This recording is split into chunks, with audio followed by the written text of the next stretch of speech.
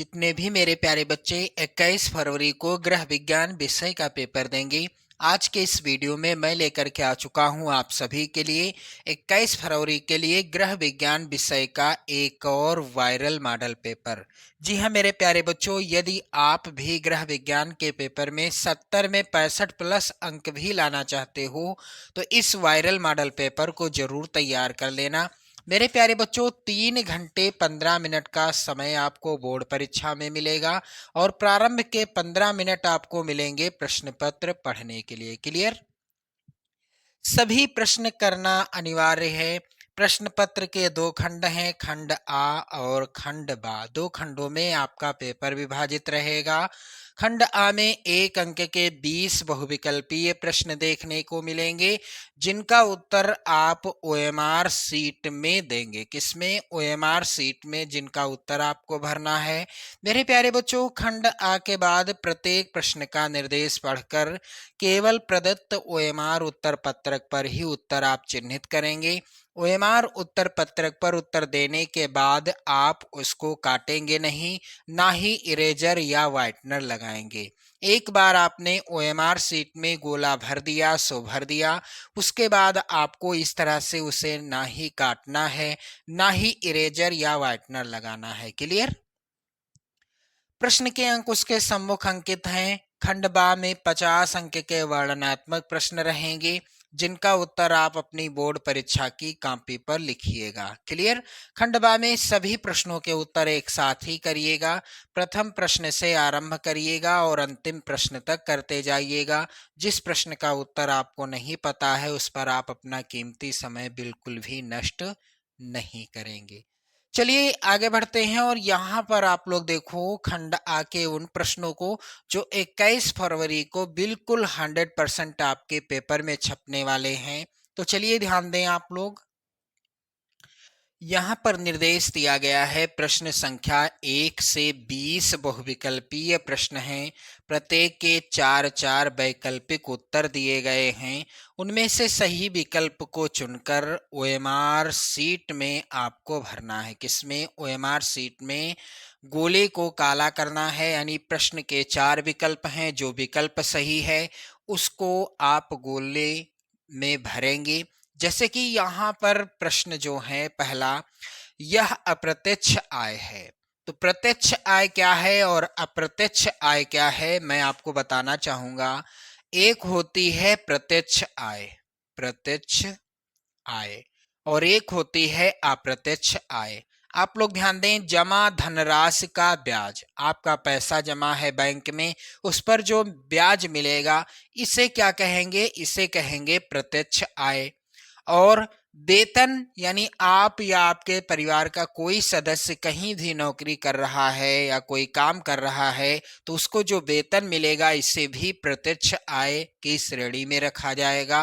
कृषि से प्राप्त आय भी प्रत्यक्ष आय है, क्योंकि कृषि के बाद यदि आप कृषि करते हैं तो आपके यहाँ कृषि की जो खेती में जो फसल होती है उसको बेचने पर जो धनराशि प्राप्त होती है वो भी प्रत्यक्ष आय का स्वरूप है। जो निःशुल्क आवास मिलता है रहने के लिए किसी सरकारी कर्मचारी को, वो क्या होता है? वो होता है अप्रत्यक्ष आय। क्लियर? अगला प्रश्न है, पर्यावरण प्रदूषण का प्रभाव पड़ता है। तो पर्यावरण प्रदूषण का प्रभाव कहाँ पड़ता है, किस पर पड़ता है?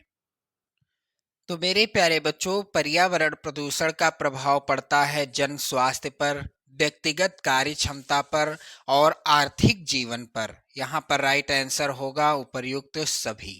अगला प्रश्न है, संक्रामक रोगों से बचाव किया जा सकता है। तो संक्रामक रोगों से यदि बचाव करना है तो इसके लिए संतुलित आहार या नियमित व्यायाम। तो इसका राइट आंसर होगा टीकाकरण के द्वारा हम संक्रामक रोगों से बचाव कर सकते हैं। अगला प्रश्न है, नेत्रों के लिए कौन सा पौष्टिक तत्व आवश्यक है? तो मेरे प्यारे बच्चों, नेत्रों के लिए विटामिन ए सबसे ज्यादा आवश्यक होता है। प्रश्न संख्या 5 है, 1 ग्राम में होते हैं तो 1 ग्राम में क्या होते हैं? 10 डेसीग्राम होते हैं। यहाँ पर बी वाला ऑप्शन सही होगा। और अगला प्रश्न है, वर्षा का जल होता है तो वर्षा का जल होता है बिल्कुल ही शुद्ध होता है। क्लियर। अगला प्रश्न है, नील का प्रयोग किस वस्त्र पर करते हैं? तो मेरे प्यारे बच्चों, नील का प्रयोग हम किस पर करते हैं? जो सफेद सूती वस्त्र होते हैं उन पर नील का प्रयोग किया जाता है। क्लियर। अगला प्रश्न है, भोजन पकाने की कौन सी विधि पौष्टिक तत्वों को सुरक्षित रखती है? इनमें से कौन सी विधि है जिस विधि को अपनाने से भोजन में मौजूद पौष्टिक तत्व सुरक्षित रहेंगे? तो यहाँ पर राइट आंसर होगा भाप द्वारा पकाना, यानी प्रेशर कुकर के द्वारा भोजन पकाने से भोजन में उपस्थित पौष्टिक तत्व सुरक्षित रहते हैं। अगला प्रश्न है, कार्बनिक पदार्थों के जलने से कौन सी गैस बनती है? तो मेरे प्यारे बच्चों, यदि आप कार्बनिक पदार्थों को जलाते हैं तो इससे कार्बन डाइऑक्साइड गैस बनती है। डी वाला ऑप्शन सही होगा। प्रश्न संख्या 10 है, फेफड़ों की क्रियात्मक यानी प्रकार्यात्मक इकाई है तो यहाँ पर राइट आंसर हो जाएगा वायु कोश यानी कूपिका। सी वाला विकल्प सही होगा। कौन सा अंग श्वसन तंत्र का भाग नहीं होता है? तो यहाँ पर राइट आंसर क्या है? यहाँ पर राइट आंसर हो जाएगा यकृत। ये श्वसन तंत्र का भाग नहीं होता। बर्फ की टोपी का प्रयोग होता है तो बर्फ की टोपी का प्रयोग किस लिए होता है? ठंडी सेंक देने के लिए। और ये ठंडी सेंक कब दी जाती है? जब किसी भी व्यक्ति को तेज बुखार यानी तेज ज्वर आ जाता है तब उसे ठंडी सेंक दी जाती है बर्फ की टोपी के प्रयोग से। शरीर का तापमान देखने का अल्पतम समय क्या है? तो मेरे प्यारे बच्चों, शरीर का तापमान देखने का अल्पतम समय है 2 से 3 मिनट। यहाँ पर बी वाला ऑप्शन सही होगा। अगला प्रश्न है, क्षय रोगी के लिए हानिकारक है तो क्षय रोगी के लिए क्या हानिकारक है? जो मसालेदार भोजन होता है ये क्षय रोगी के लिए हानिकारक होता है। पूर्ण तरल आहार क्या है? तो पूर्ण तरल आहार मेरे प्यारे बच्चों है यहाँ पर दूध हो जाएगा राइट आंसर। अगला प्रश्न है, पारिवारिक आवश्यकताओं की पूर्ति के लिए उपयोग किए जाने वाले धन को क्या कहते हैं? तो पारिवारिक बचत कहते हैं। खाने का सोडा मिलाकर पकाने से खाद्य सामग्री का नष्ट होने वाला पौष्टिक तत्व क्या है? विटामिन बी हो जाएगा राइट आंसर। पारिवारिक बजट का मुख्य घटक इसमें से कौन सा नहीं है? तो शिक्षा, मकान और भोजन ये सभी पारिवारिक बजट के मुख्य घटक हैं, लेकिन फैशन जो है ये पारिवारिक बजट का मुख्य घटक नहीं है। अगला प्रश्न है, शुद्ध जल में अभाव होता है तो शुद्ध जल में किसका अभाव होता है? रंग का, गंध का, स्वाद का। यहाँ पर राइट आंसर होगा उपर्युक्त सभी का। मेरे प्यारे बच्चों, अगला प्रश्न है, मक्खियों द्वारा फैलने वाला रोग कौन सा है? तो मक्खियों के द्वारा कौन सा रोग फैलता है? यहाँ पर राइट आंसर होगा हैजा रोग। मक्खियों के द्वारा दूषित जल के द्वारा, दूषित भोजन के द्वारा फैलता है। क्लियर। तो इस तरह के 20 बहुविकल्पी प्रश्न आएंगे, इनका उत्तर आप ओएमआर सीट में भरिएगा। अब इसके बाद है खंड बा, जिसमें प्रश्न संख्या 21 से 26 अति लघुत्तरीय प्रश्न रहेंगे। प्रत्येक प्रश्न 2 नंबर का पूछा जाएगा। प्रत्येक प्रश्न का उत्तर आप अधिकतम 25 शब्दों में लिखोगे। क्लियर। और यहाँ पर जो भी प्रश्न दिए गए हैं ये इतने ज्यादा इंपॉर्टेंट हैं आपकी बोर्ड परीक्षा के लिए कि बिल्कुल 100% यही प्रश्न आपके पेपर में छपेंगे। क्लियर। चलिए, प्रश्न संख्या 21 है, पारिवारिक बचत के क्या उद्देश्य हैं? यानी पारिवारिक बचत क्यों की जाती है? तो इसका उत्तर क्या हो जाएगा मेरे प्यारे बच्चों? प्रश्नोत्तर संख्या 21। बचत के निम्न उद्देश्य हैं। पहला है वृद्धावस्था में सहायता, दूसरा है राष्ट्र के विकास में सहायक, तीसरा है जीवन स्तर उठाने में सहायता, चौथा है आश्रितों की सहायता और पांचवा है भविष्य के आकस्मिक संकट में सहायता। अगला प्रश्न मेरे प्यारे बच्चों है, आदर्श कुआं किसे कहते हैं? वेरी वेरी इंपॉर्टेंट प्रश्न है ये, और इसका उत्तर कैसे लिखना है आप सभी को। प्रश्नोत्तर संख्या 22। आदर्श कुआं उसे कहते हैं जिसकी दीवारें पक्की होती हैं और कुएं के ऊपर छावनी होती है। इसका पानी साफ होता है क्योंकि जल अंदर से रिस रिस कर आता है। अगला प्रश्न मेरे प्यारे बच्चों है, बाटुलिज्म में भोज्य विषाक्तता के क्या कारण हैं। ये प्रश्न इंपॉर्टेंट है और इसका उत्तर कैसे लिखना है। प्रश्नोत्तर संख्या 23। बाटुलिज्म विषाक्तता के रूप में भी जाना जाता है। यह एक दुर्लभ और गंभीर बीमारी है जो एक जीवाणु यानी क्लोस्ट्रीडियम बोटुलिनम संक्रमण के कारण होती है, जो भोजन के माध्यम से या घावों के माध्यम से होता है।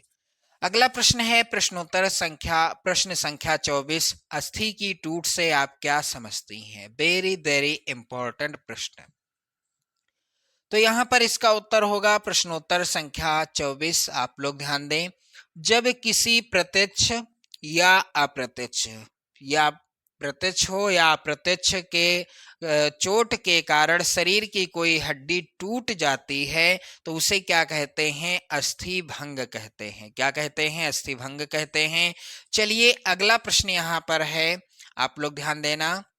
चिकनाई या तेल का धब्बा किस प्रकार छुड़ाया जा सकता है। तो मेरे प्यारे बच्चों, चिकनाई या तेल का धब्बा किस प्रकार छुड़ाया जा सकता है। यहाँ पर प्रश्नोत्तर संख्या 25। आप लोग ध्यान दें, घी या तेल लगे वस्त्रों को साबुन या गर्म पानी से धोने पर यह धब्बा आसानी से निकल जाते हैं। या तो घी लगे हों या तेल लगे हों, यदि इन वस्त्रों को साबुन या गर्म पानी से धोया जाए तो ये धब्बे आसानी से छूट सकते हैं।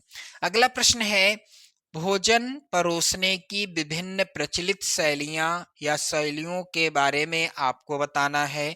तो यहाँ पर बिल्कुल आसान सा प्रश्न है, यहाँ पर आप लोग ध्यान दें। प्रश्नोत्तर संख्या 26। भारतीय शैली, विदेशी शैली और बुफे शैली, ये 3 शैलियां हैं जिन शैलियों के माध्यम से भोजन परोसा जाता है। अगला प्रश्न यहाँ पर है लघुत्तरीय प्रश्न, और ये प्रश्न संख्या 21 से प्रश्न संख्या 27 से 31 तक रहेंगे। प्रत्येक प्रश्न 4 नंबर का आएगा और इन प्रश्नों का उत्तर आप अधिकतम 50 शब्दों में लिखोगे। क्लियर। चलिए प्रश्न संख्या 27 है, आप लोग ध्यान दें, सवाल से संबंधित, और इसको आपको सॉल्व करना है। और इसके बाद प्रश्न संख्या 28 है, पेचिश अतिसार में क्या अंतर है। पेचिश और अतिसार में क्या अंतर है। तो मेरे प्यारे बच्चों, इसका उत्तर क्या हो जाएगा, आप लोग ध्यान दें। प्रश्नोत्तर संख्या 28। सामान्यतः अतिसार का मुख्य कारण अपच होता है। इससे भिन्न पेचिश की उत्पत्ति का मुख्य कारण कुछ जीवाणुओं का संक्रमण होता है। यही कारण है कि पेचिश में प्रायः ज्वर भी हो जाता है। कभी कभी पेचिश में शौच के माध्यम से आओ, श्लेष्मा तथा रक्तस्राव भी हो जाता है। जहां तक अतिसार का प्रश्न है, उसमें इस प्रकार के कोई लक्षण प्रकट नहीं होते। अतिसार की दशा में प्रायः बच्चों को अधिक संख्या में तथा पतले दस्त होते हैं, जिससे बच्चा प्रायः कमजोर होने लगता है। अगला प्रश्न है, यहाँ पर ध्यान देना, मियादी बुखार के रोगी की पोषणीय आवश्यकताओं का संक्षिप्त विवरण दीजिए। मेरे प्यारे बच्चों, इसका उत्तर कैसे लिखना है। प्रश्नोत्तर संख्या 29। मियादी बुखार, तो इस रोग में आंतों में घाव हो जाते हैं, अतः रोगी को पूर्ण विश्राम के साथ साथ पहले केवल तरल खाद्य दिया जाता था, जैसे दूध का फटा पानी तथा फलों का रस। किंतु आजकल चिकित्सक सामान्यतः सभी भोजन दिलाते हैं। इसमें इतना ही ध्यान रखा जाता है कि वसा और मसालों का प्रयोग कम से कम हो तथा हल्की, मुलायम और सुपाच्य चीजें दी जाएं। अंडा और अच्छी तरह पका मांस भी दिया जाता है। इस रोग में लावे का पानी या लावा बहुत लाभप्रद सिद्ध होता है। स्वस्थ लाभ की अवस्था में भी अच्छे पौष्टिक भोजन का ध्यान रखा जाता है। रोगी अपनी रुचि की कोई भी वस्तु खा सकता है। क्लियर? चलिए अगला प्रश्न है, सिलाई किट क्या है? ये प्रश्न हर बार आता है बोर्ड परीक्षा में। सिलाई किट क्या है? सिलाई किट की आवश्यक सामग्री की सूची बनाइए एवं उसका उपयोग लिखिए। चलिए ध्यान दें, इसका उत्तर आप लोग ध्यान दें। प्रश्नोत्तर संख्या 30। सिलाई कटाई के कार्य के लिए आवश्यक सामग्री को उनके रखने के डिब्बे या थैली सहित संयुक्त रूप को सिलाई किट कहा जाता है। सिलाई के किट में फीता, इंच टेप, कैंची, मिल्टन चाक, स्कावेयर, मेज या चौड़ा पटरा, ड्राफ्टिंग के लिए कपड़ा, धागे, पिने, सुई, अंगुलिस्ताना, प्रेस, इस्त्री आदि वस्तुएं रखी जाती हैं। ये समस्त वस्तुएं सिलाई के काम में आने वाली प्रमुख सामग्री हैं। क्लियर? अगला प्रश्न यहाँ पर है, कृत्रिम श्वसन प्रदान करने की क्या उपयोगिता है? तो ये जो प्रश्न है इसका उत्तर आप लोग ध्यान दें। प्रश्नोत्तर संख्या 31।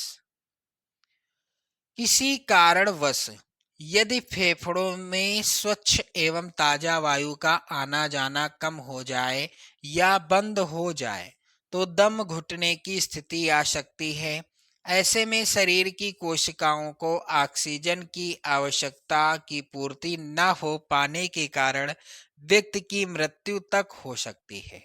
इस स्थिति में दुर्घटनाग्रस्त व्यक्ति के फेफड़ों में किसी कृत्रिम विधि द्वारा स्वच्छ तथा ताजी ऑक्सीजन युक्त वायु को भरा जाना ही कृत्रिम श्वसन है। इस प्रकार कहा जा सकता है कि किसी अन्य व्यक्ति के प्रयासों द्वारा दुर्घटनाग्रस्त व्यक्ति की कृत्रिम श्वसन क्रिया को चलाना ही कृत्रिम श्वसन क्रिया है। कृत्रिम श्वसन क्रिया प्राथमिक उपचार करने वाले व्यक्ति अथवा चिकित्सक की इच्छा एवं प्रयासों पर निर्भर करती है। कभी कभी कृत्रिम श्वसन के अभाव में व्यक्ति की मृत्यु हो जाती है। कृत्रिम श्वसन क्रिया की 3 विधियां होती हैं। कौन कौन सी विधियां हैं मेरे प्यारे बच्चों, आप लोग यहाँ पर ध्यान दीजिएगा। पहली है सिल्वेस्टर विधि, दूसरी है सेफर्स विधि और तीसरी है लाबोर्ड विधि। तो मेरे प्यारे बच्चों इसके बाद आप देखेंगे प्रश्न कुछ इस तरह के, जैसे कि दीर्घ उत्तरीय प्रश्न। प्रश्न संख्या 32 से 34 दीर्घ उत्तरीय प्रश्न देखने को मिलेंगे और इन प्रश्नों का उत्तर अधिकतम आपको 100 शब्दों में लिखना होगा। कितने शब्दों में? 100 शब्दों में। प्रत्येक प्रश्न 6 नंबर का आएगा और यहाँ पर जो प्रश्न है बिल्कुल 100% इम्पोर्टेंट हैं। आप लोग जरूर तैयार कर लेंगे इन प्रश्नों का उत्तर। चलिए ध्यान दें आप लोग, घर की आंतरिक सजावट से क्या तात्पर्य है? घर की आंतरिक सजावट के लिए किन किन सिद्धांतों को ध्यान में रखना चाहिए और क्यों? अगला प्रश्न है, बेबी फ्रॉक के लिए मानक नाप लिखिए। क्या लिखिए? नाप लिखिए एवं फ्रॉक की ड्राफ्टिंग भी कीजिए। इसके बाद मेरे प्यारे बच्चों यहाँ पर अगला प्रश्न है, वायु प्रदूषण के कारण व रोकथाम के उपाय लिखिए। प्रश्न काफी ज्यादा इंपॉर्टेंट है। और अंतिम प्रश्न है, पाक क्रिया का पौष्टिक तत्वों पर क्या प्रभाव पड़ता है? विस्तार पूर्वक व्याख्या कीजिए। तो मेरे प्यारे बच्चों इस तरह से आपने देखा 2026 बोर्ड परीक्षा के लिए गृह विज्ञान विषय का वायरल मॉडल पेपर। आप वीडियो शेयर कर दें, लाइक कर दें। जय हिंद।